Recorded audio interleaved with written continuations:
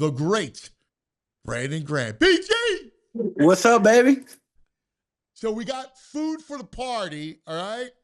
I Okay. got Skinny Joey's cheesesteaks, and I got Celebrezze pizza. Whew.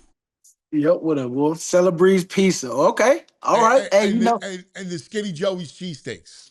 yes, I ain't never had Skinny Joey's either. So Oh that'll be yeah. good to get the So we're first gonna have one. a big Philadelphia themed party because I believe I was yelling at the editor from Philly Mag about this list of the top 25 great Philadelphia athletes.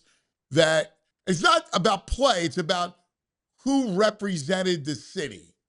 Yep.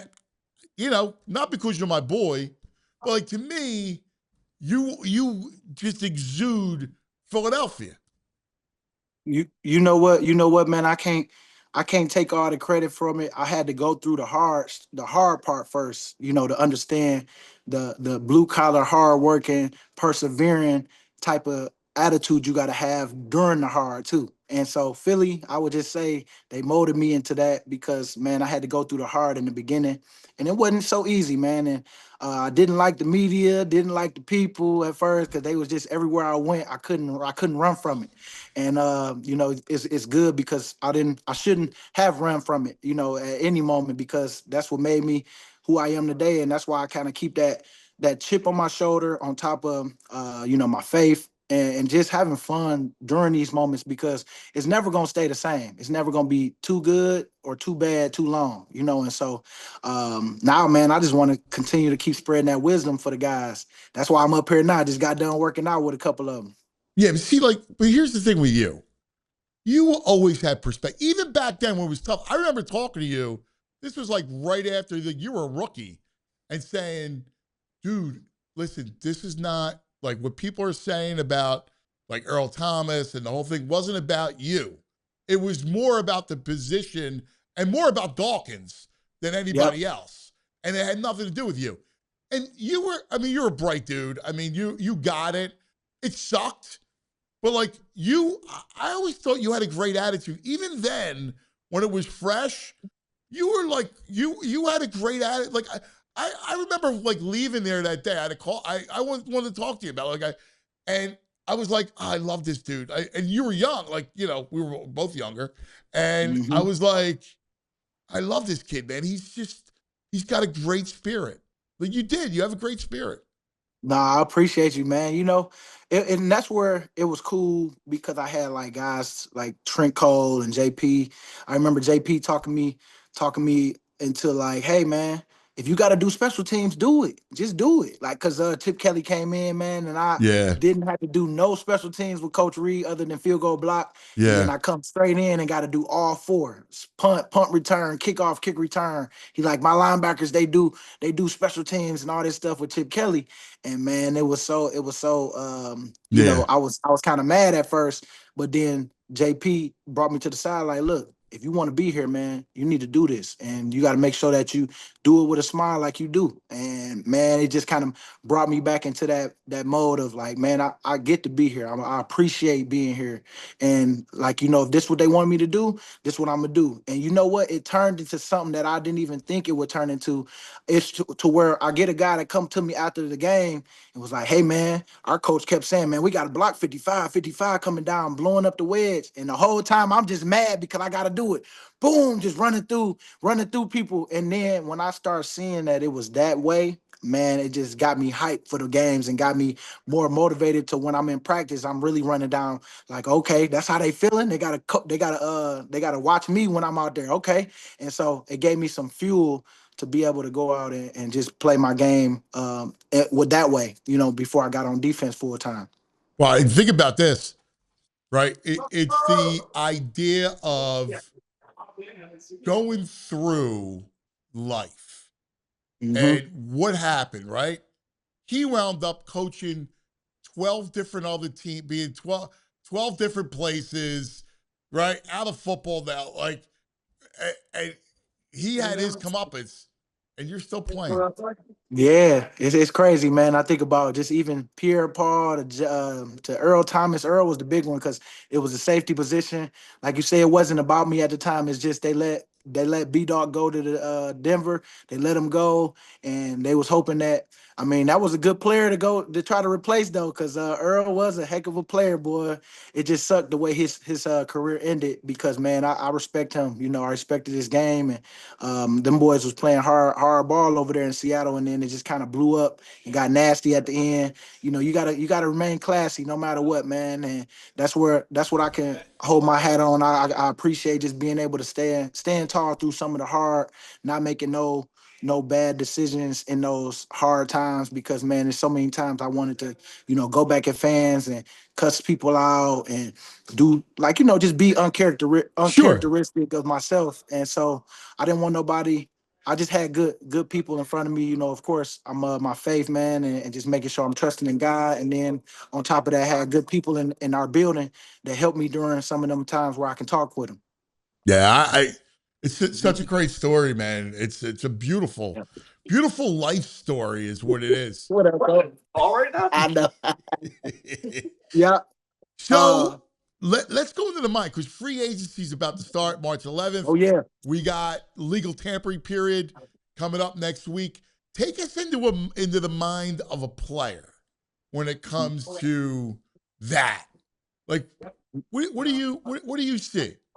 So it's a lot of talking between your agent and you, especially because the combine happened. And so the whole time, say if you lost and didn't have to make the playoffs and you've been done since January, boy, you've been trying to keep your mind focused on just making sure you're working out, doing what you're supposed to do, but you always trying to call your agent. So when is it happening? When is this happening? Like, let me know so I won't have to keep worrying you because everybody's trying to figure out where they're gonna go, where their next home is, where their security is, as far as contract. So right now, man, you trying to make sure you're doing it the right way, not talking to nobody, none of your teammates. Your agent always advise you not to talk to nobody because people be leaking information to your agent. People might be working for the team. It's so many different people out here that's trying to figure out where you at, what you thinking. Especially in my case, for I can only speak for me. At the time, we didn't want to get to free agency, but we wanted to make sure we got a fair deal. We wanted to make sure we weren't leaving no money on the table, based off what kind of feedback you get. So you get some type of feedback during mostly during the combine. You start hearing like little things like, hey man, we want to offer them this, we want to offer them that, and your agent will tell you like little conversations he's had with certain teams, and then once all the stuff happened, then it's time to kind of like start getting on it once free agency opens. So you kind of got an idea of where teams are at and I mean, if they want to offer you a multi-year deal or a 1 year deal. In my case, I had a 1 year deal, 1 year deals early on in my career for that first one with Chip Kelly. I remember I was like, dang, 1 year. Everybody wanted me to prove it because I haven't been a full-time starter just yet. I was coming behind Trent Cole and Connor Barwin at the time because he was there during the 3-4 times during Chip Kelly days. And everybody wanted me to prove it for 1 year. So I ended up going with the security, of course, with us, and it was like a 4 year deal with us, and then I was cool. And every time them situations came up again, I just got extended, so I never really had to go through it again. Right. Other than that last deal with a 3 year 40, I got my last 3 year big deal. It was right before the day before free agency where me and Howie came up with a good deal, and we just went like that because I didn't want to go in free agency. We just had won the Super Bowl a couple years before, and I was like, man, I don't want to go nowhere else. And we ended up getting a fair deal. And man, ever since then, it's been 1 year after that, so I ain't really had to worry about it. but that 1 year. Do you tell your like obviously you had a special relationship with Howie and this front office and this franchise and Jeffrey Lurie, so like it's a little different. I think your case than a Nah, lot of nah, athletes, nah, right? because it wasn't. I wasn't feeling Howie in the beginning. I wasn't feeling them because I thought about him like how everybody used to talk behind closed doors. Like, man, don't trust them agents, don't trust this. And I kind of got caught up in that early, not being able to separate the two. And then when you Wow. find out how people really feel about you, because in negotiations you hear well, man, you didn't really have that good of a year this year or this and that, but that wasn't what you was just saying a couple weeks ago before free agency. But it's so different. You got to take the personal out of it. And I had grown from that because I used to be like, man, I got a good relationship with them. I talk to them every day. I say what's up and they all that. But then don't get it twisted now. It's business. And when it's time for them to put their job on the line on who they bringing back Yeah, and who they letting go, yeah, man, they got to put their name on you and say like, well, I brought him back yeah, and look what he did, or dang, we should have just let him walk. You know what I'm saying? So yeah, yeah, it wasn't always sweet in the beginning. It got to that because I was still a knucklehead too. I was still young, still out here making little bonehead mistakes of being late to stuff and being just on time, right on time and stuff. So some of that stuff they was trying to use against me. And I didn't like it at first, but I could understand looking back on it because it's business. It's like, man, I'm putting my job on the line for you when I could pick up another guy in free agency and just let you walk, and just get a pick from you or whatever, however that compensating pick go. But we made it work, man, and I'm so thankful that we always made it work. I went with the security, not made no emotional decision to leave because of the bus label that I had on at the time too. All that played a factor. Everything played a factor. So when people see the sweet part of it now, it wasn't always like that behind yeah, closed doors. It wasn't yeah. always like that. So, but What that's like why what I do you say, tell like I don't know if you're close with mhm, Jalen Phillips, but like mhm. do you give him any, like any advice, through the thing? Like, Yep. like this should be a good year for him.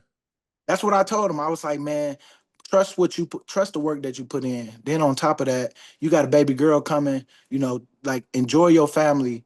All the business stuff will take care of itself when that time comes. But right now, you got a reason to focus on your family this off season. That's every off season, but right now even more because you got a new child coming into to life pretty soon, and your wife gonna need you more than ever. And you really gonna be just if you do get that contract, you're gonna be in and out because you're gonna be trying to get back to your baby. You know what I'm saying? And back to your wife. And so I just told him like you got a good excuse to come on back and make sure that you doing it right. So I'm excited. I'm excited for him, man, because he do got an opportunity right now. He had a good season.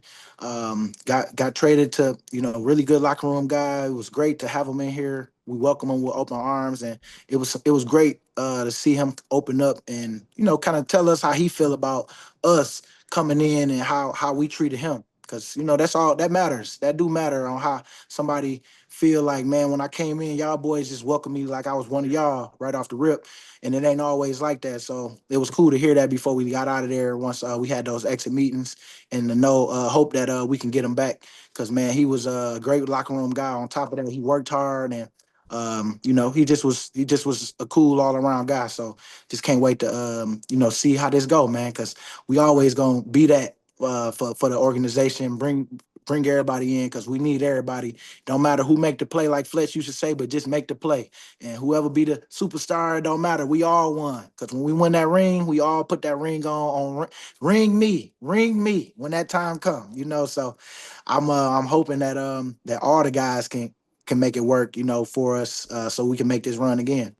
How closely do you watch the free agency and even the draft too? Like as a veteran, how locked in are you during that?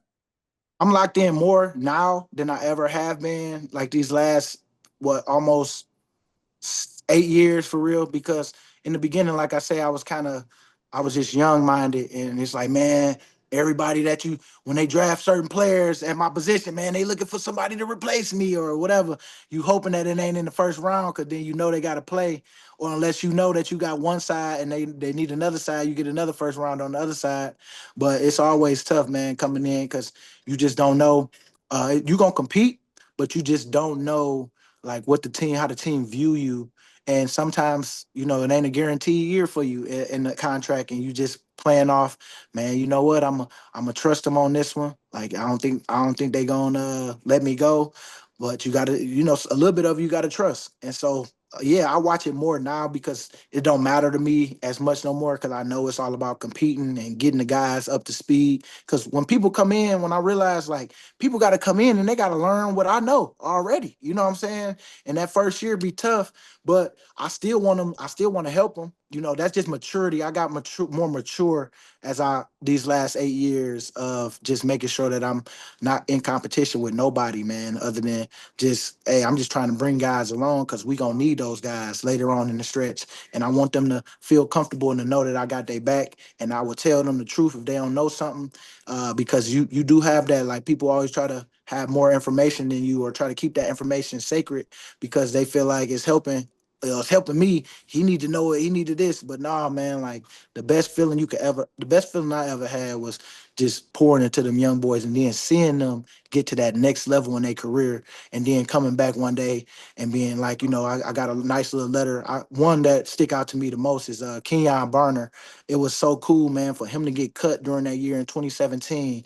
I don't know what it had to be. God just put it on my heart to talk to him at that time and Mm. man to give him those words to like, man, you don't know how life goes, but man, you never know. You could be back. And sure enough, Sproles got hurt. He came back, and man, he ended up winning the Super Bowl with us, going to the Patriots the next year, 1-1 with them, then 1-1 with Tampa. Like how much of a blessing that is. And then he wrote this big old he gave me a jersey and wrote this long letter. And man, that's something that always stuck with me Oh, because dude, it that's was beautiful. like man, when I tell you, like you just don't know like how you are being used in those moments at times. So you know how you feel sometimes when you like, man, I should say this. And if you don't say it, you be like, dang, I should have said that to him.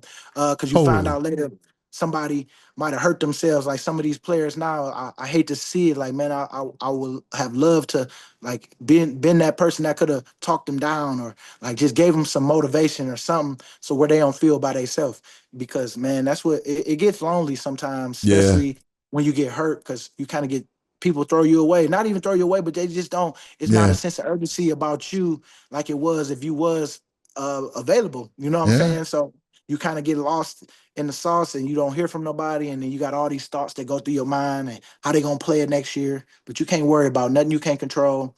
And you got to just continue to love on the people that's loving on you while you in your storm. And so yeah, man, that's what like that always stuck out to me. So that's what I try to be for these guys, man. And it ain't no, I don't care how much I play or what. It's just more about trying to be the support of the main characters because my time has passed. But at the same time, I still got a little gas. Don't get me You got wrong. another year, baby. Let's go. I get out there and get you for real. But it's more like I'm just here to support the main characters and be here whenever my name is called, I'm ready. And so that's what I've been thankful for to have come back last year and be that for him. And hopefully I can, do it for one more, just to go out there and just have fun. And man, hopefully we can make another run like we did 2 years ago.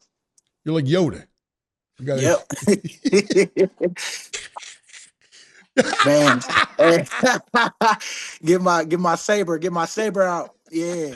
Hey man, I'm out here, man, enjoying it. I just got done working out today, man. I'm feeling so good. Just in a good place, man. Cause if I play or not, it don't matter, man. Like I'm just like really trying to just stay healthy, trying to look good, cause that's what helps with the transition too. From talking to a bunch of guys, like man, as long as I'm looking good, I'm feeling good, man.